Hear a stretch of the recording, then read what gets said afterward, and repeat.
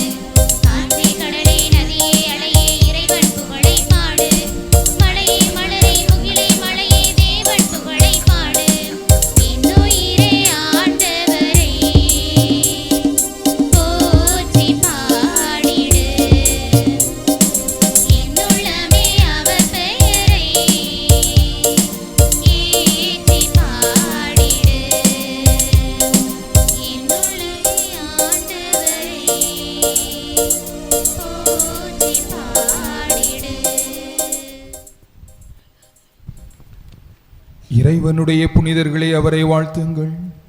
அவருக்கு அஞ்சுவோரே அவரது புகழ் பாடுங்கள். நீதியின்பால் பசிதாக முற்றோர் பேறு பெற்றோர், ஏனெனில் அவர்கள் நிறைவு பெறுவர்.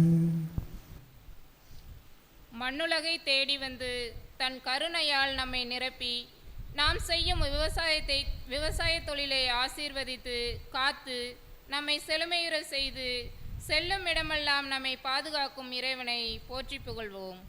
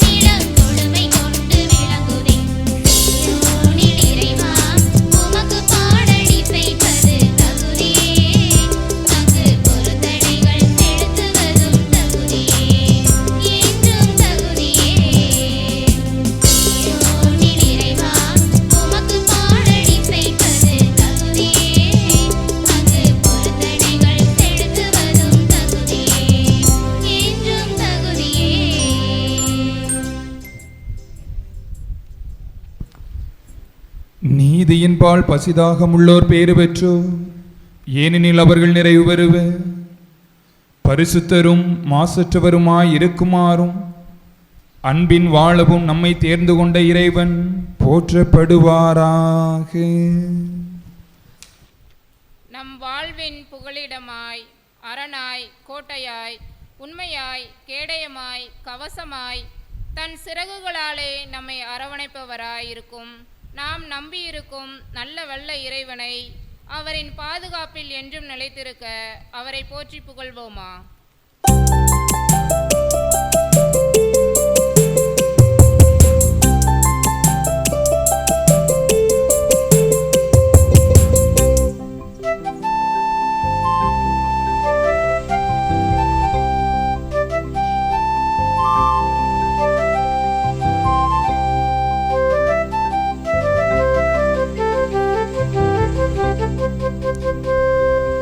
உன்னதரின் பாதுகாப்பில் என்றும்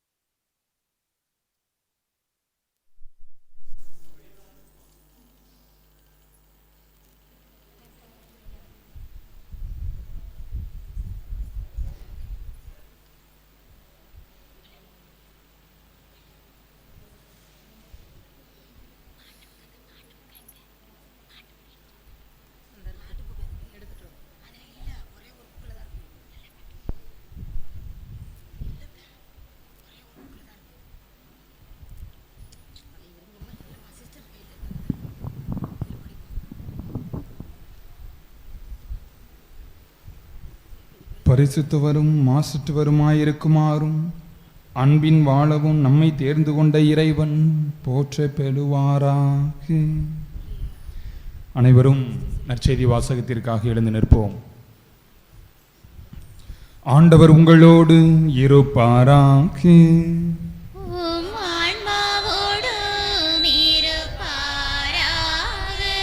லூக்கா எழுதிய தூய நற்செய்தியிலிருந்து வாசகம்.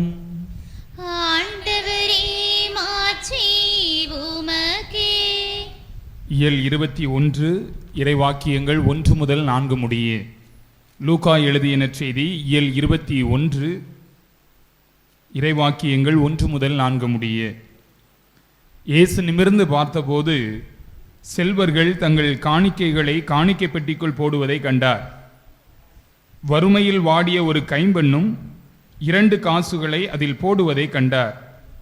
அவர், இந்த ஏழை கைம்பெண் எல்லாரையும் விட மிகுதியான காணிக்கை போட்டிருக்கிறார் என உண்மையாகவே உங்களுக்கு சொல்கிறேன். ஏனெனில் அவர்கள் அனைவரும் தங்களுக்கு இருந்த மிகுதியான செல்வத்திலிருந்து காணிக்கை போட்டனர்.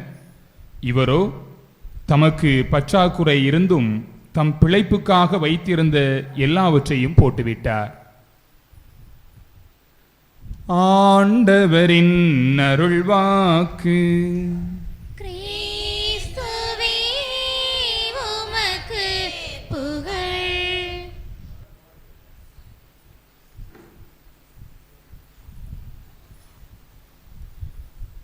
இயேசுவில் அன்புக்குரிய சகோதர சகோதரிகளே, கரண்ட் வரும்னு நான் நினைக்கவே இல்லை. இருட்டாக இருந்தால் நல்லா இருந்திருக்கும். பிரசங்கம் பயப்படாமல் சொல்லலாம்ல, அதுக்கு இல்லைன்னா ரொம்ப பயப்பட வேண்டியிருக்கு. அது உங்கள் முன்னாடி நிற்கிறதுக்கு.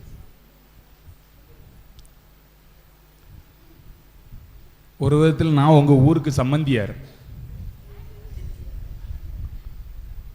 எங்கள் ஊர் பொண்ணை உங்களுக்கு கொடுத்துருக்கோம். அதனால்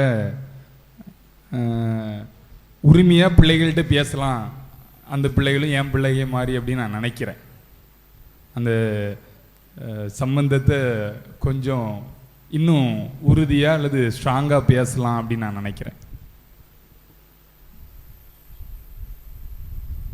அன்புக்குரியவர்களே, நம்முடைய புனிதர்கள், புனிதர் மார்ட்டின் த போரஸ் இல்லை, அவரை பற்றி என்ன தெரியும் சொல்லுங்க பார்ப்போம். சும்மா இத்தனை வருஷமாக திருவிழா கொண்டாடிட்டு இருக்கோம்ல, அவரை பற்றி என்ன தெரியும்? அதாவது எந்த சாமிமாருக்கு என்ன சொல்லி கொடுத்துருக்காங்க அப்படின்னு சும்மா சொல்லுங்க. ஏழைகளுக்கு உதவி செய்தல், விலங்குகளோடு பேசியது, பிரார்த்தனை அப்படியே சொல்றீங்களா? அப்படி தானே? Very good. ஆனால் பிரார்த்தனை நல்லா இருந்துச்சு. விலங்குகளோடு பேசினார், ஏழைகளுக்கு உதவி செஞ்சார். என்னது தாழ்ச்சி? நீங்கள் ஏதாவது சொல்லுங்களேன். சின்ன ஆளுக்கு நல்ல வரிசையில் உட்காந்துருக்கீங்க. இனிமையாக இருக்காரா? எளிமையாக இருக்கார். நோயிற்றவங்களுக்கு உதவி செஞ்சார். சொல்கிறத கொஞ்சம் காதுக்குள்ளே நல்லா உள் வாங்கிக்கிறீங்க. என்ன வேற வேற அவ்வளோதானா?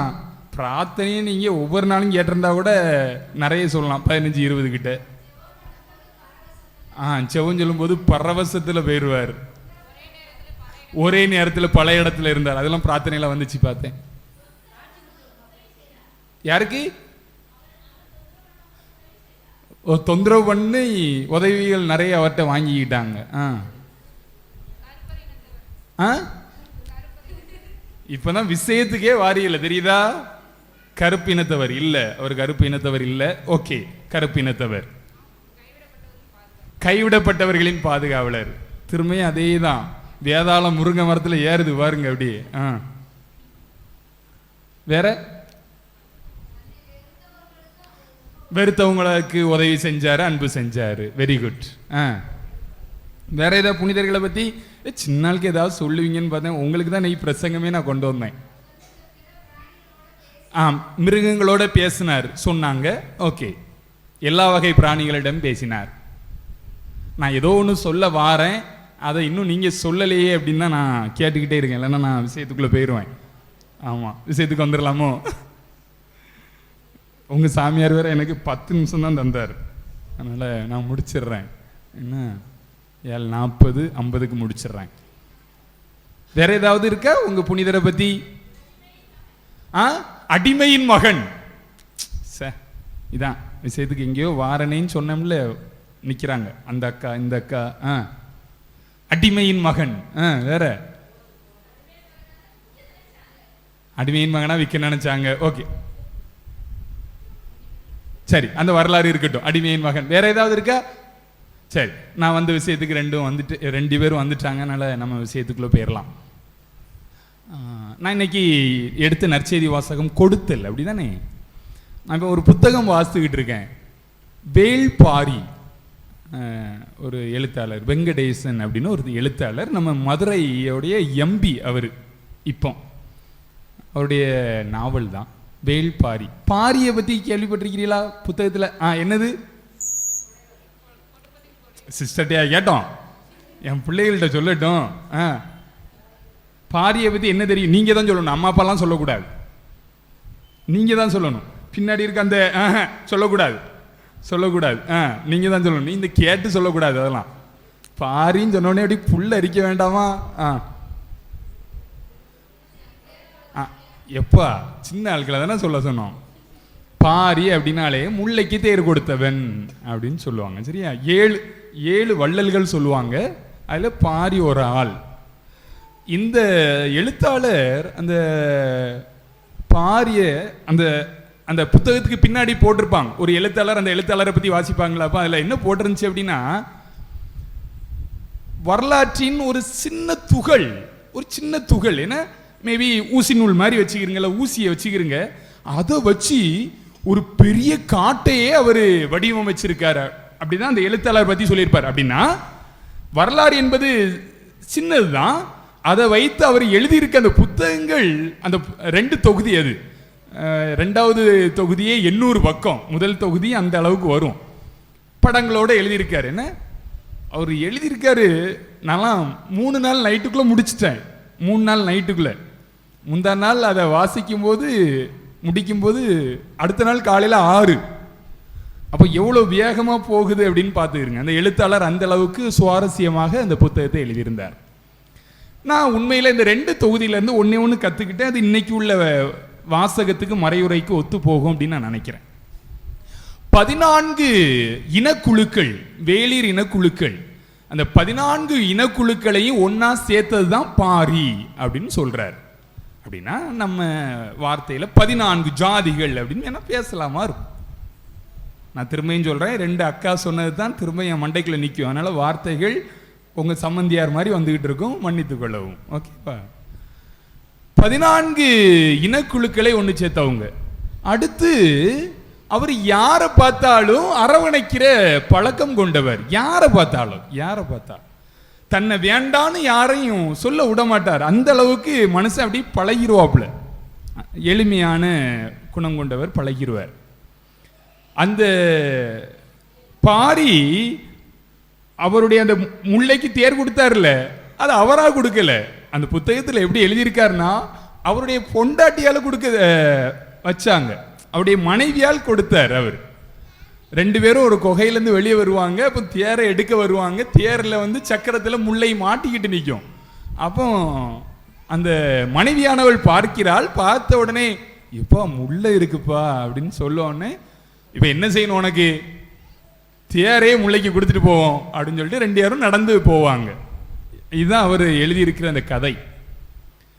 அன்புக்குரியவர்களே, நான் இன்றைய நாளின் புனிதரையும் இன்றைய நாளின் வாசகத்தையும் பார்க்கிறேன். கொடுத்தல், அது எப்படிப்பட்ட கொடுத்தல், அதுதான் நான் இன்னைக்கு உள்ள வாசகத்தினுடைய மைய கருத்து. தொடக்க நூல் 12வது அதிகாரம் ஆபிரகாமுடைய கதையை வரும். அதுல நீங்க தொடர்ந்து பார்த்தீங்கன்னா, ஆபிரகாம் லோத்து 2 பேரும் பிரிவாங்க. அந்த அதை கொஞ்சம் எடுத்துக்கிறலாம்னு நினைக்கிறேன். 13வது அதிகாரம்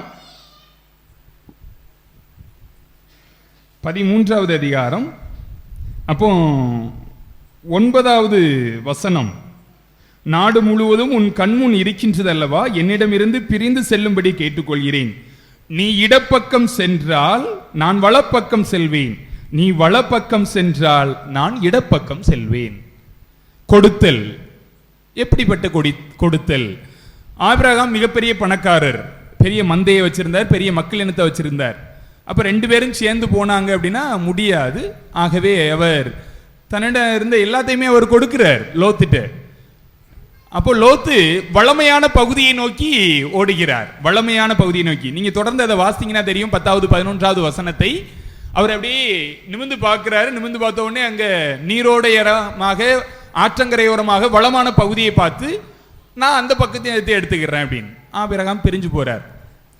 மனிதன் கொடுத்தலில் யாரை நம்பி இருந்தான் அப்படின்னா, கடைசி வரை ஆபிரகாம் அவருடைய வாழ்க்கை வரலாறு முழுமையாக நீங்க பாத்தீங்கன்னா கடவுளை மட்டுமே நம்பி இருந்தார். கடவுளை மட்டுமே நம்பி இருந்தார். இன்னைக்கு அந்த ஆபிரகாம் செய்த செயல் இன்றைய நற்செய்தி வாசகத்திலே நான் பார்க்கிறேன். அந்த ஏழை கைம்பெண் உங்களுக்கே தெரியும் அப்படிதானா? ஏழை கைம்பெண் கணவனை இழந்தவராக இருந்திருப்பாரு. அப்போ அவருடைய வயிற்று பிழைப்புக்கு அவர் தான் சின்ன சின்ன வேலை பார்த்துருப்பாங்க. நம்மள மாதிரி தான் இல்லை, விவசாய கூலி வேலை பார்த்துருப்பாங்க, அன்றாட காட்சிகளாக தான் இருந்திருப்பாங்க நம்மள மாதிரி. அப்போ அந்த அதில் எப்படி போட்டிருக்குன்னா, தன்னுடைய பிழைப்புக்காக வைத்திருந்த 2 காசுகளையும் அந்த உண்டியல்ல போடுறாரு. அந்த கைம்பன், ஏழை கைம்பனானவள் போடுறார். இயேசு அதை பார்க்கிறார். பார்த்து அதை உச்சி கொட்டுகிறார். அதாவது இந்த சென்ஸ் தன்னுடைய பிழைப்புக்காக வைத்திருந்த எல்லாவற்றையுமே அந்த கைம்பன் போட்டு விட்டாள். ஆகவே எல்லா செல்வரிலும் அவள் தான் உயர்ந்தவள் என்று சொல்றார். அன்புக்குரியவர்களே, இந்த கொடுத்தல் அது பாரிவள்ளலாக இருக்கலாம், ஆபிரகாமா இருக்கலாம், இந்த ஏழை கைம்பெண்ணாக இருக்கலாம். இவங்க எல்லாருமே எனக்கு ஏதோ ஒன்று சொல்ல வர்றாங்க. நம்முடைய மார்ட்டின் த போரஸ் அவருடைய வரலாறும் உங்களுக்கு தெரியும். வெளியிருந்து வாராங்க, கடும் குளிர். கடும் குளிர்ல வெளியே பார்க்கறாரு, யாரோ ஒருத்தர் குளிர்ல நடுங்கிட்டு இருக்காங்க. இந்த கதை கேட்டிருப்பீங்கல்ல, இந்த குளிர்ல நடுங்கிட்டு இருக்காங்க. தன்னுடைய போர்வையிலிருந்து சிறிய பகுதியை எடுத்து அவருக்கு கொடுக்குறாங்க. கொடுத்துட்டு அவர் கடந்து போறாரு. அன்னைக்கு கனவுல இயேசு வராரு, அதே கிழிந்த துணியோடு. அதுல தான் மார்ட்டின் த போரஸனுடைய மாற்றமே இருக்கு. இது எல்லாருமே கொடுத்தல் தான். கொடுத்தல் அதிகமா செஞ்சுக்கிட்டே இருக்காங்க. இன்று நம்மகிட்டையும் அதிக பேர் கேட்கிறாங்க, நம்மளும் கொடுத்துக்கிட்டு இருக்கோம். ஆனால் எதை கொடுக்கிறோம், எதற்காக கொடுக்கிறோம், எப்படி கொடுக்கிறோம், இதுதான் முக்கியம். எதை கொடுக்கிறோம், எதற்காக கொடுக்கிறோம், எப்படி கொடுக்கிறோம். எப்படி கொடுக்கிறோம்? ஒரு முழு மனசோட. கடவுள் ஆண்டவர் இயேசு கிறிஸ்து சொல்றாருல, உன் ஆண்டவராகிய கடவுளை முழு மனதோடும், முழு ஆற்றலோடும், முழு ஆன்மாவோடும், இந்த முழுமையான ஒரு செயல்ல நான் கொடுக்கிறேனா? சோ எப்படி கொடுக்கிறேன், அது முக்கியம். எதற்காக கொடுக்கிறேன், அது சும்மா மற்றவங்களுக்கு போட்டேன் அதனால அவங்க என்னை புகழ்வாங்க அதனால கொடுக்கிறேனா, என்னுடைய பெயர் பெருமையாக இருக்கும் அதற்காக கொடுக்கிறேனா? இல்ல, அவனுடைய வாழ்வாதாரம் என்னுடைய வாழ்வாதாரம் போல் உயர வேண்டும். அப்போ அந்த கொடுத்தல்ல எதற்காக கொடுக்கிறோம், அது ரொம்ப முக்கியம். எதை கொடுக்கிறோம் அன்புக்குரியவர்களே, அதுவும் மிக முக்கியம். கண்டிப்பாக நம்ம எதனாலும் கொடுக்கலாம், பைசா கொடுக்கலாம், அல்லது நம்முடைய வாழ்வை எதனாலும் கொடுக்கலாம் இல்ல. அப்ப எதை கொடுக்கிறோம், அது மிக முக்கியம். அன்புக்குரியவர்களே, இந்த கொடுத்தல் ஒரு வித்தியாசமான கொடுத்தலாக இருக்க வேண்டும் என்பதைத்தான் இன்றைய நாள் வாசகம் நமக்கு அழைப்பு கொடுக்கிறது. அதற்கு மார்ட்டின் த போரஸினுடைய இன்னொரு பக்கத்தை நான் உங்களோடு பகிர்ந்து கொள்ள ஆசைப்படுகிறேன்.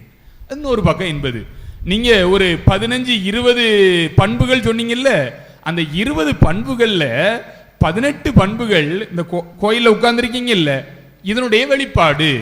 ஆனா 2 பண்புகள் அது பண்புகள் இல்ல, அவருடைய வரலாறாக கொடுக்கலாம்.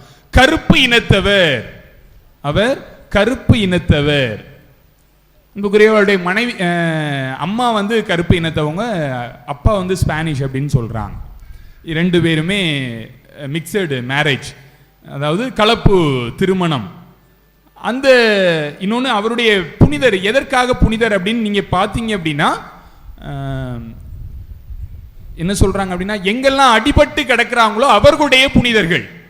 மார்ட்டின் த போரஸ் என்னதுன்னா, எங்க அடிபட்டு கிடக்கிறாங்களோ அவர்களுடைய புனிதர். அவர் சும்மா கிடையாது, அவர் சமூக நீதியின் புனிதர் அப்படின்னு சொல்றாங்க. இன்னைக்கு நம்ம சமூக நீதியை பத்தி நம்முடைய ஆட்சிகள் அல்லது அரசாங்கங்கள் அதிகமா பேசிக்கிட்டு இருக்காங்க. உண்மையில நம்மளும் அதுல காது கொடுத்து கேட்டுட்டு இருக்கோம், அதுக்கு அடிமையாக இருக்கிறோம். ஆனா நம்ம மார்ட்டின் தே போரஸை இந்த பார்வையில நம்ம பார்த்திருப்போமா? இந்த கொடுத்தலை இந்த பார்வையில் நாம் பார்த்திருப்போமா? அதைத்தான் உங்களோடு பகிர்ந்து கொள்ள ஆசைப்படுகிறேன். ஷார்ட்டாவே முடிச்சிடுறேன். ஒரு வாரத்துக்கு முன்னாடி எங்களுடைய ஊர் பக்கம் போயிருந்தேன். அப்போ ஒரு ஃபாதர் என்கிட்ட பேசுறார். அப்போ அந்த பையன் எல்கேஜி, பொண்ணு எல்கேஜி. சரியா, வெளியே கேட்கக்கூடாதுன்னு நினைக்கிறேன். அப்போ ஒரு புகார் வருது சாமியார்ட்ட. என்ன புகார் அப்படின்னா, அந்த பொண்ணு போய் புகார் சொல்றா சாமியார்ட்ட. எப்படின்னா, சாமி அவன் என்னை கிஸ் பண்ணிட்டான் அப்படின்னு சொல்லி ஒரு புகார். இதான் புகார். சரியா, எல்கேஜி. நல்லா கேட்டுக்கிறங்க. நான் அதனால தான் மாறுபட்ட பார்வையில் பார்க்கணும்னு சொல்லிக்கிட்டே இருக்கேன். அப்போ சாமிக்கு என்ன செய்யணும் என்ன சொல்லணும்னு தெரியல. அப்போ இவன்கிட்ட கேட்குறாப்புல கூப்பிட்டு, முதல் கட்ட ஆய்வு அங்கே நடக்குது, இன்வெஸ்டிகேஷன் அங்கே போகுது. எதுக்குடா அப்படி பண்ண அப்படின்னு கேட்குறாப்புல. அவன் சொல்கிறான், சாமி அதைத்தானே டிவியில் பார்த்துட்டு இருக்கேன், அதனால செஞ்சேன், அதில் என்ன தப்பு? ஈஸியாக முடிச்சிட்டான். சாமியால் அந்த எல்கேஜி பையனை அடிக்கவா முடியும்? ஒன்றும் செய்ய முடியல. 2 பெற்றோர்களையும் கூப்பிடுறாரு. கூப்பிட்டு சொல்றாரு, சின்ன பிள்ளைக விளைஞ்சுவே நிக்கிறாங்கன்னு நான் நினைச்சுக்கிறேன். ஆனா இந்த விளைச்சலுக்கு யார் காரணம்? பெற்றோர்கள். அப்ப பெற்றோர்கள் என்ன மாதிரியான சிந்தனைகளை கொடுக்கிறாங்க? நான் அதைத்தான் திரும்பியும் சொல்றேன். மார்ட்டின் தே போரஸை பத்தி கேட்கும் போது 20 பண்புகள்ல 18 இது வித்தியாசமா கொடுக்கிறீங்க, ஒரு 2 இதுதான் இன்னும் வித்தியாசமா இருக்கு. அப்போ மார்ட்டின் தே போரஸை பத்தி நான் முழுமையா கற்றுக்கொள்ளல அப்படின்னு நினைக்கிறேன். கண்டிப்பாக கைவிடப்பட்டவர்களின் பாதுகாவலர், அல்லது 4-5 இடத்துல இருப்பாரு, அல்லது கேட்டதெல்லாம் கொடுத்துருவாரு, ஏத்துக்கிறேன். நான் அதெல்லாம் நான் மறுப்பு சொல்லல. ஆனா அவர் சமூக நீதியின் பாதுகாவலர், அல்லது ஒரு தாழ்த்தப்பட்ட இனத்தின் பாதுகாவலர், ஒடுக்கப்பட்டவர்களின் ஊன்றுகோல், இப்படிலாம் நம்ம சொல்றோம். அப்படின்னா அவரை பத்தி நம்ம இன்னும் எவ்வளவு அதிகமா கத்துக்கிறோம்? இந்த கற்றுக்கொள்ளா தன்மையை தான் என் பிள்ளைகளுக்கு நான் கொடுத்துக்கிட்டே இருக்கேன். அன்புக்குரியவர்களே, இதே சிந்தனை ஓட்டி தான் இன்னொரு நிகழ்வு. ஒரு பொண்ணு, நீங்களாம் 8வது 7வது படிப்பீங்களா? அப்படிதான் நினைக்கிறேன். என்ன, அப்போ பேசிக்கிட்டு இருக்கோம். இந்த தடவை அவ காலாண்டில் மதிப்பெண் குறைவு. வழக்கமாக 400க்கு மேலே எடுக்கிறவ இந்த தடவை 200 தான் ஓட்டுக்கிட்டு நிற்கிறா. ஒரு பாடத்துலலாம் ஜஸ்ட் பாஸ். கோபம் எப்படி ஏறும் என்ன? ஆனால் அவளை பார்த்தா கோபம் வராது, முகம் அப்படி கனிவாக இருக்கும் உங்களை மாதிரி. அதனால நான் திட்டலை, நேரே அவங்க அம்மாவுக்கு ஃபோன் பண்ணி பேசுகிறேன், ஏக்கா என்ன இப்படி அப்படின்னு. அப்போ அவங்க அம்மா ஒரு நிகழ்வை பதிவு செய்கிறாங்க. நல்லா கேட்டுருங்க, அவங்க அம்மா ஒரு நிகழ்வை பதிவு செய்கிறாங்க. சாமி பிள்ளை அப்படியே ஃப்ரீயாக இருக்கா, நானும் அப்படியே பார்த்துக்கிட்டு இருக்கேன். பிள்ளையே நிறைய விஷயங்கள் செய்கிறா, சில இது தெரியுது, சில இது தெரியல அப்படின்னு சொல்லிக்கிட்டே அவங்க ஒரு நிகழ்வை சொல்கிறாங்க. ஒரு பையன்கிட்ட பேசிகிட்டு இருக்கியான்னு கேட்டேன். அப்போ அவ சொன்னா, ஆமாம் பேசிக்கிட்டு இருக்கேன். டக்குன்னு அம்மாவால் அதை சொல்ல முடியல, நிறுத்த முடியல. டக்குன்னு அந்த பிள்ளை கேட்குறா, பேசுறதுல என்ன தப்பு? அவ கேட்ட கேள்வி எளிமையான, பேசுறதுல என்ன தப்பு? உடனே அவங்க அம்மாவுக்கு என்ன சொல்லணுன்னே தெரியல, வாயை மூடிட்டாப்புல. எனக்கு தான் அடுத்து ஃபோன் வந்துச்சு அதை பற்றி. அன்புக்குரியவர்களே, என்னுடைய குழந்தைகள், நான் வழக்கமாக சொல்லுவேன் முன்னாடி இருந்த பங்கில், என்னுடைய குழந்தைகள் என்னுடைய தலைக்கு மேல் பறந்து கொண்டிருக்கிறாங்க, என்னுடைய தலைக்கு மேலே பறந்துக்கிட்டு இருக்காங்க. நம்ம இன்னும் ஓடிக்கிட்டு தான் இருக்கோம் களத்தில், இல்லை இன்னும் ஓடிக்கிட்டு தான் இருக்கும். என் பிள்ளையை குறித்த பார்வை இன்னும் பெரிதாக இருக்க வேண்டும். அது நம்முடைய புனிதர் கற்றுத்தருகிறார். அதைத்தான் நான் பார்க்கிறேன்.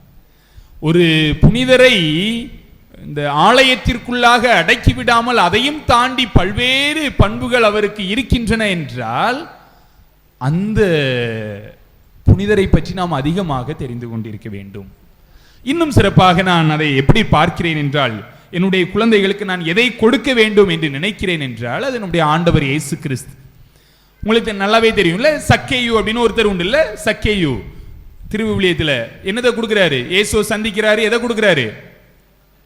அவர் சொல்றாரு, நான் யாரையாவது அப்படி கவர்ந்து இழுத்திருந்தால், அபகரித்திருந்தால் அதை 4 மடங்காக திருப்பி கொடுத்துக்கிறேன். ஏன்னா அவர்கிட்ட இருக்கு, அவர் உள்ளதுல இருந்து கொடுக்கிறாரு. இன்னைக்கு உள்ள கைம்பெண் இல்ல தன்னுடைய பிழைப்புக்காக வச்சிருந்த எல்லாத்தையும் கொடுக்கிறாங்க. ஆனா இயேசு தன்னுடைய வாழ்வை கொடுக்கிறார். இன்னைக்கு உங்க எல்லாத்தையுமே சாவறதுக்கு சொல்லல. ஆனா ஆனா நான் என்னுடைய குழந்தைகளுக்கு எதை கொடுக்கிறேன்? வாழ்வு சார்ந்த மதிப்பீடுகளை கொடுக்கிறேனா?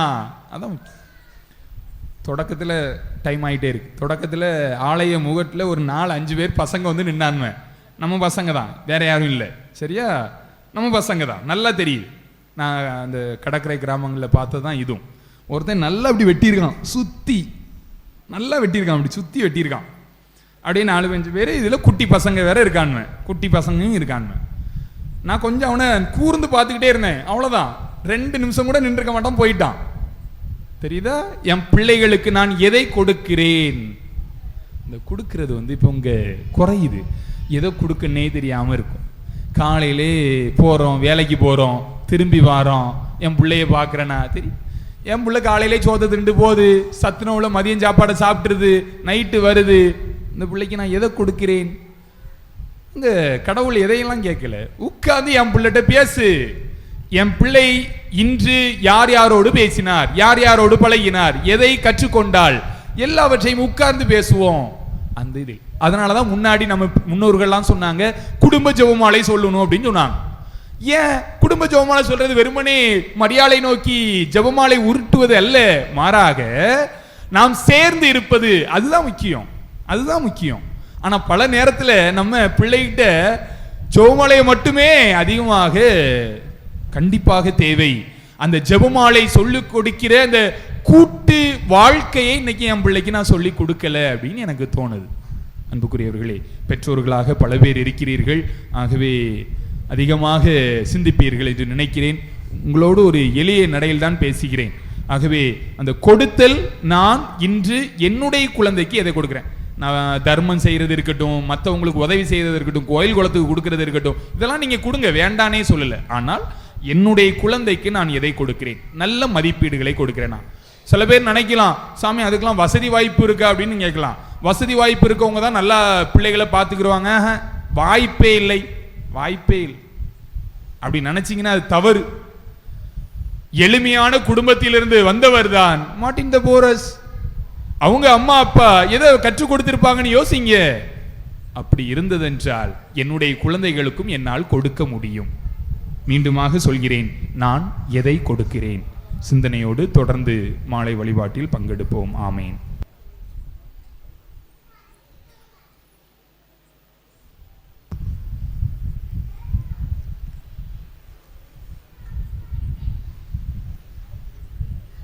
தன் வீட்டை கற்பாறையின் மேல் கட்டிய அறிவாளிக்கவர் ஒப்பானா?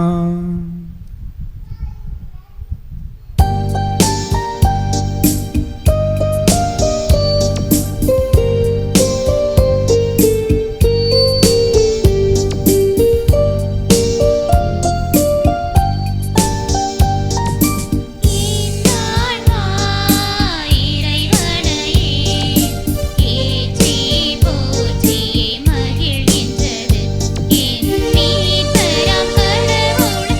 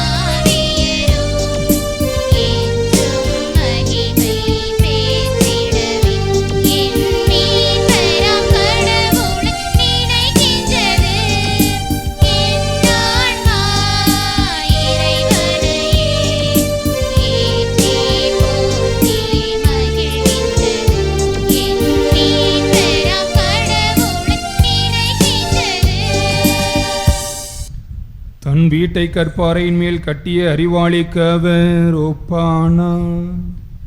புனிதர்களுடைய பரிந்துரையாலும் முன்மாதிரியாலும் நாம் புனிதத்தை நாட நம்மை வழிநடத்துமாறு இறை தந்தையிடம் மன்றாடுவோமாக. எல்லாம் வல்ல இறைவா, எங்கள் திருத்தந்தை, ஆயர்கள், குருக்கள், கன்னியர்கள் மற்றும் துறவியர்களை நிறைவாக ஆசீர்வதித்து காத்தருளும். அவர்கள் இறை அழைத்தலின் மேன்மையை உணர்ந்து உலக மாயைகளில் சிக்கிக்கொள்ளாமல் திருச்சபையின் வளர்ச்சிக்காகவும் சமுதாய மாற்றத்திற்காகவும் மன உறுதியுடன் உழைக்க அருள் தர வேண்டும் என்று இறைவா உம்மை மன்றாடுகிறோம். எல்லாம் வல்ல இறைவா, எங்கள் மன்றாட்டை கேட்டருளும். படைப்பின் பரம்பொருளே எம் இறைவா, நீர் படைத்த மண்ணுலகை பேணி பாதுகாக்க போதுமான நீர் வளத்தையும் மண் வளத்தையும் பெருக்கி விவசாய மக்களின் வாழ்வு மலரச் செய்ய தேவையான ஆற்றலை தர வேண்டும் என்று உம்மை மன்றாடுகிறோம். எல்லாம் வல்ல இறைவா, எங்கள் மன்றாட்டை கேட்டருளும்.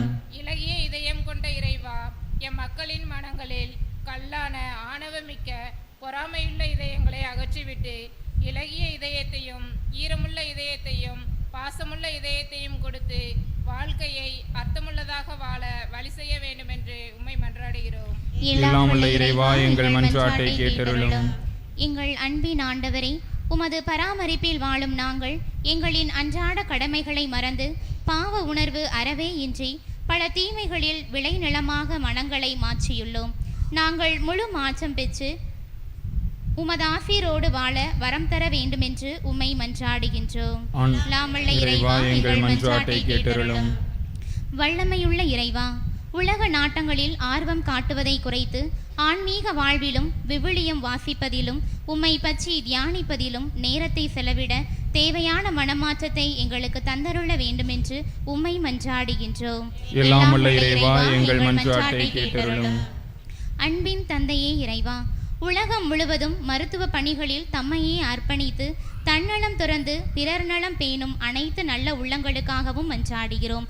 இப்பணியை திறம்பட செய்ய தேவையான நற்சுகமும் பாதுகாப்பும் அளித்து வழிநடத்திட வேண்டுமென்று உம்மை மன்றாடுகின்றோம். எல்லாம் வல்ல இறைவா, எங்கள் மன்றாட்டை கேட்டருளும். அன்பு இறைவா, எம் குழந்தை செல்வங்களுக்காக மன்றாடுகிறோம். ஞானத்திலும் அறிவிலும் அவர்கள் வளர்ந்து இந்த சமுதாயத்தில் இந்த உலகில் நல்லதொரு தலைவர்களாக உருமாறவும் அவர்களுக்கு தேவையான நல் மதிப்பீடுகளை பெற்றோர்களாகிய நாங்கள் வழங்கவும் எங்களுக்கும் தேவையான அருளை வழங்க வேண்டும் என்று ஆண்டவரே உம்மை மன்றாடுகிறோம். நம் தனிப்பட்ட தேவைகளுக்காக மன்றாடுவோம்.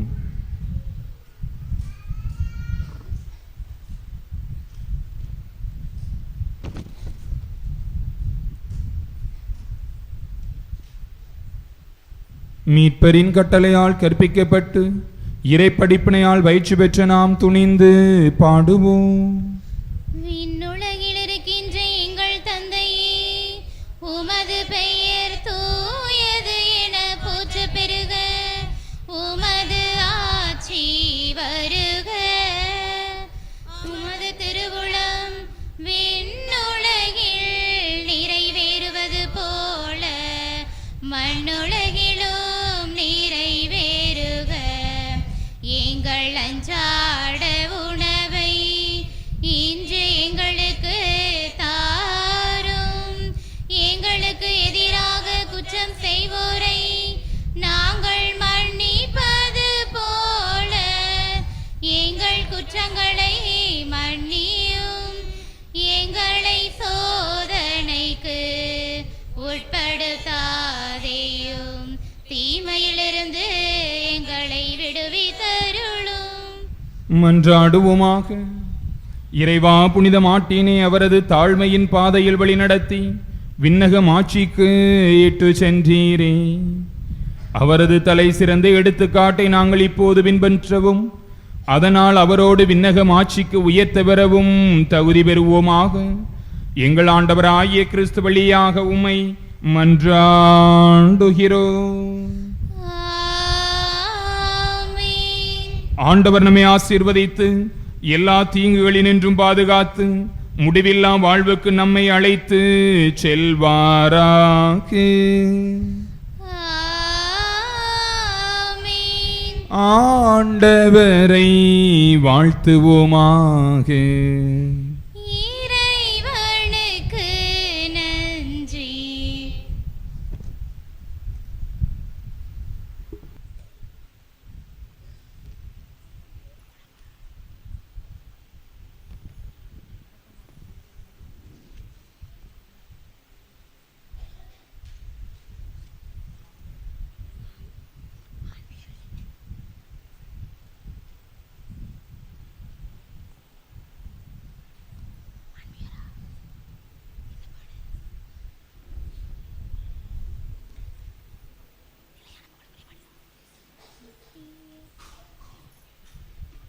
நித்திய ஸ்துதிக்குரிய பரிசுத்தர் கருணைக்கு பக்தியாய் ஆராதனை ஏத்திஸ்தையும் புரிவோம். நித்திய ஸ்துதிக்குரிய பரிசுத்தர் கருணைக்கு பக்தியாய் ஆராதனை ஏத்திஸ்தையும் புரிவோம். நித்திய ஸ்துதிக்குரிய பரிசுத்தர் கருணைக்கு பக்தியாய் ஆராதனை ஏத்திஸ்தையும் புரிவோம்.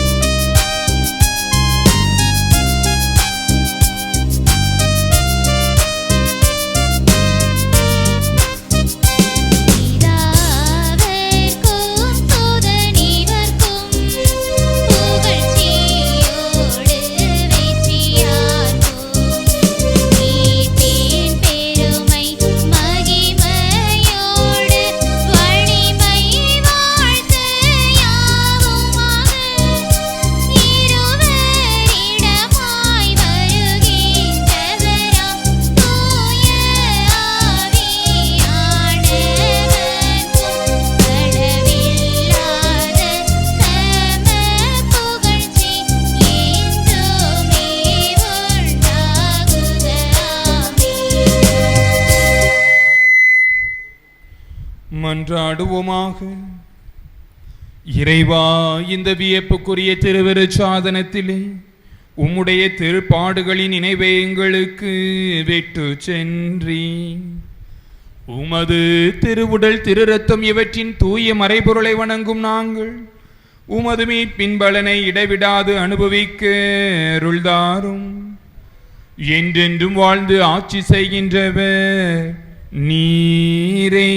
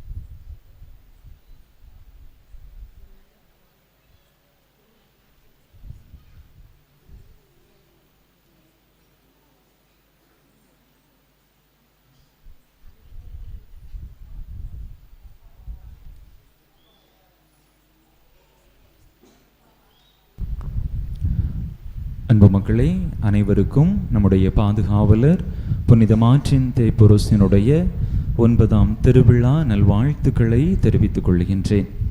இன்றைய நாள் இறைவனுடைய தட்டுங்க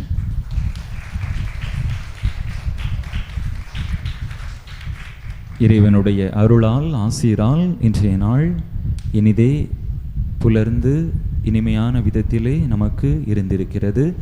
இறைவனுடைய மேலான கிருபைக்காக கருணைக்காக அவருக்கு நன்றி கூறுவோம். வழிபாடு தொடங்குவதற்கு முன்பதாக நல்ல மழை பொழிந்து நல்ல ஒரு சீதோஷ்ண சூழ்நிலையை இறைவன் நமக்கு ஏற்படுத்தி தந்திருக்கிறார். அதற்காக நன்றி கூறுவோம். தொடர்ந்து இந்த திருவிழா மாலை ஆராதனை வழிபாடும் மிகச் சிறப்பான விதத்திலே நடந்தேறி இருக்கிறது. இறைவனுடைய மேலான அருளுக்காக ஆசிருக்காக தொடர்ந்து நம்முடைய நன்றிதனை நாம் எடுத்துரைத்து கொண்டே இருப்போம். இன்றைய நாளிலே தலைமையேற்று வர இருந்தவர் வேம்பாரினுடைய பங்கு தந்தை அவர்கள் கடைசி நேரத்தில் தான் தவிர்க்க முடியாத சூழ்நிலையிலே வர இயலவில்லை என்று சொன்னார்கள். மற்ற தந்தையர்களிடம் அருகாமையில் இருக்கக்கூடிய தந்தையர்களிடம் கேட்டு பார்த்தோம். ஆனால் கடைசி நேரம் என்கின்ற காரணத்தினால் ஒவ்வொருவரும் அவரவர்களுக்கென்று பல பணிகளுக்கு சென்று விட்டார்கள். அப்படிப்பட்ட அந்த சூழ்நிலையிலும் இன்றைய நாளிலே மறையுரை வழங்க இருந்த தந்தை மனு அவர்கள் நம்முடைய அருகாமையில் இருக்கக்கூடிய வெம்பூர் பங்கு தந்தை அவர்களிடம் நீங்கள் தான் தலைமையேற்று அனைத்தையும் சிறப்பிக்க வேண்டும் என்று சொன்ன உடனேயே அதற்கு இசைவு தெரிவித்து இன்றைய நாள் வழிபாட்டை கனக்கச்சிதமாக மிகச் சிறப்பாக தலைமையேற்று வழிநடத்தி நல்லதொரு அருளுரையை நமக்கு கொடுத்து புனித மார்ட்டின் தேய்பொருசினுடைய பரிந்துரை வாயிலாக இறைவனுடைய அருளை ஆசிரை நிறைவாக நமக்கு பெற்று தந்திருக்கிறார்கள்.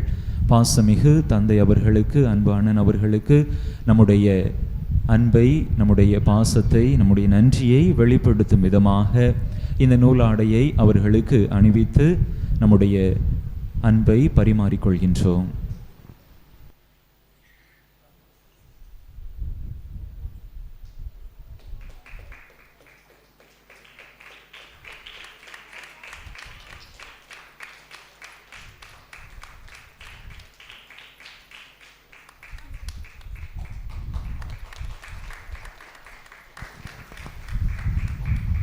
அன்பு மக்களே, அடுத்து உடனடியாக சப்பர பவனியானது நடைபெறும். அன்னையை சப்பரத்திலே ஏற்றி நாம் நம்முடைய வீதிகளிலே உலா வர இருக்கின்றோம். எனவே அந்த சப்பர பவனியிலும் அன்பு மக்கள் அனைவரும் நல்ல ஒத்துழைப்பு கொடுக்குமாறு அன்போடு கேட்டுக்கொள்கின்றேன். ஒரே குடும்ப உணர்வோடு நாம் அனைவரும் ஒரு தாய் பிள்ளைகள், ஒரே புனிதருடைய பிள்ளைகள் என்கின்ற அந்த நோக்கத்தோடு எந்தவித கசப்பு உணர்வுகளுக்கும் இடம் கொடுக்காமல் நம்முடைய தாயை நாம் நம்முடைய வீதிகளிலே ஏற்றி கொண்டு வருகின்றோம். அவருடைய பரிந்துரைக்காக நாம் வேண்டி நிற்கின்றோம். அந்த ஒரு உணர்வோடு மட்டும் நாம் இந்த நிகழ்விலே பங்கெடுப்போம். அன்னையினுடைய பரிந்துரை வழியாக, நம்முடைய புனிதருடைய பரிந்துரை வழியாக இறைவனுடைய அருள் ஆசீர் நிரம்ப நமக்கு கிடைக்கும். அன்பு மக்களே, சப்பர பவனி வருகின்ற பொழுது எந்தவித இடையூறுகளுக்கும் இடம் கொடுக்காமல், எந்தவித வீண் சண்டைகளுக்கும் சச்சரவுக்கும் இடம் கொடுக்காமல், புதூர் இறை மக்கள், கிறிஸ்தவ மக்கள், நல்ல மக்கள் அமைதியாக மிக சிறப்பாக அந்த சப்பர பவனியை அவர்கள் நடத்தி சென்றார்கள் என்று மற்றவர்கள் சொல்லக்கூடிய அளவிலே, நல்ல விதத்திலே, அன்பான விதத்திலே, அமைதியான விதத்திலே, அருளான விதத்திலே இந்த சப்பர பவனியிலே நாம் பங்கேற்று நம்முடைய திருவிழாவினுடைய முத்தாய்ப்பாக இருக்கக்கூடிய இந்த நிகழ்வை சிறப்பிப்போம்.